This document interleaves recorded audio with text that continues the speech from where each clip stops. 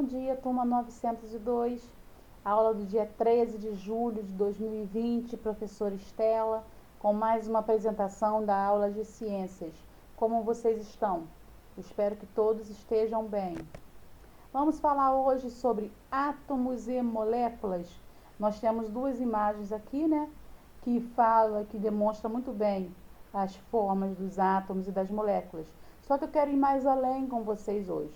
Nós vamos entrar falando especificamente da segunda imagem, que são os átomos e como é formado o átomo. Quais são os componentes do átomo? A estrutura do átomo. Toda a matéria é constituída de partículas muito pequenas, arranjadas de maneiras diversas, denominadas átomos. Na antiguidade, supunha-se que o átomo era a menor partícula que formava a matéria. Acredita-se que o átomo era indivisível e maciço, mas no início do século XX, estudos e pesquisas científicas indicaram que ele é divisível e que possui espaço vazio em seu interior, sendo formado por partículas ainda menores. Então, essa teoria de que o átomo seja indivisível caiu, não existe mais. No século XX foram aperfeiçoados os estudos, aperfeiçoada a tecnologia e os estudos científicos chegaram a indicar que ele é divisível sim e que no interior existem partículas ainda menores. Será que isso ainda vai além? Será que a pesquisa vai avançar mais ainda? Depois de muitos anos de pesquisa e muitos experimentos, os cientistas criaram um modelo para o átomo. Tal modelo nunca foi visto, e sim deduzido. Descobriu-se que o átomo tem um núcleo composto por partículas, que são denominadas prótons e nêutrons. Você pode ver na figura aqui ao lado, tá? Essa imagem aqui do núcleo, com as bolinhas vermelhas e azuis, são representados por prótons e nêutrons. E também tem uma região chamada eletrosfera, que contém outras partículas, que é os elétrons. Os elétrons estão ali na imagem, nas bolinhas amarelas. São elétrons que eles ficam circulando entre o núcleo de nêutrons e prótons. Essa órbita que os elétrons fazem, nós chamamos de eletrosfera. A estrutura do átomo é constituída de duas partes principais, núcleo e eletrosfera. O núcleo constitui-se como a parte central do átomo. Ela é compacta e é maciço e muito denso, além de ser formado pelas partículas de maior massa, que são os prótons e nêutrons. Prótons são partículas de carga elétrica positiva. Os nêutrons são partículas de massa igual à dos prótons, mas com o seu próprio nome indica, eles são nêutrons e não possuem carga elétrica. Então vamos lá. Aqui na segunda imagem nós temos o núcleo, que são prótons e nêutrons, que é maciço, tá? Ele é muito denso. Os prótons têm a carga elétrica positiva. E o nêutron, o próprio nome já diz, ele é neutro, ele não tem carga elétrica nenhum. Lá em cima nós temos a eletrosfera, tá ok? Que são os elétrons que circulam em volta do núcleo. Os elétrons já possuem carga elétrica positiva. Então, recapitulando, os prótons, carga elétrica positiva, elétrons, carga elétrica negativa. E os nêutrons são nêutrons, como o próprio nome já diz. Eletrosfera é uma região onde os elétrons ficam girando ao redor do núcleo. Apesar de ser uma região de volume muito maior que o do núcleo, ela é praticamente vazia, pois cada elétron é 1836 vezes menor que um próton ou que um nêutron.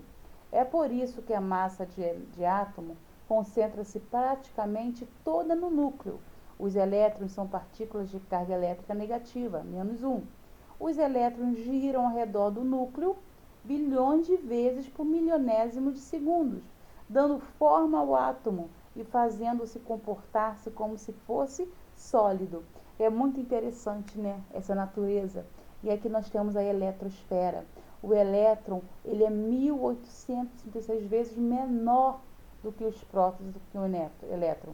Então, ele é praticamente vazio, tá? Então, a massa fica toda concentrada nos prótons e nos nêutrons. A eletrosfera e os níveis e subníveis de energia. Os elétrons se organizam e distribuem-se pelas camadas eletrônicas, estando uns mais próximos do núcleo e outros mais distantes. Quanto mais distantes do núcleo, mais energia tem o elétron. Então, os elétrons, eles são organizados, são distribuídos por camadas. E o elétron, quanto mais distante estiver do núcleo, mais energia vai ter.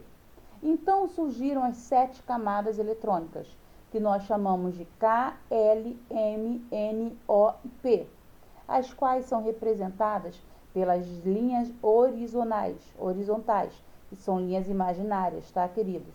Que elas são numeradas de 1 a 7 na tabela periódica.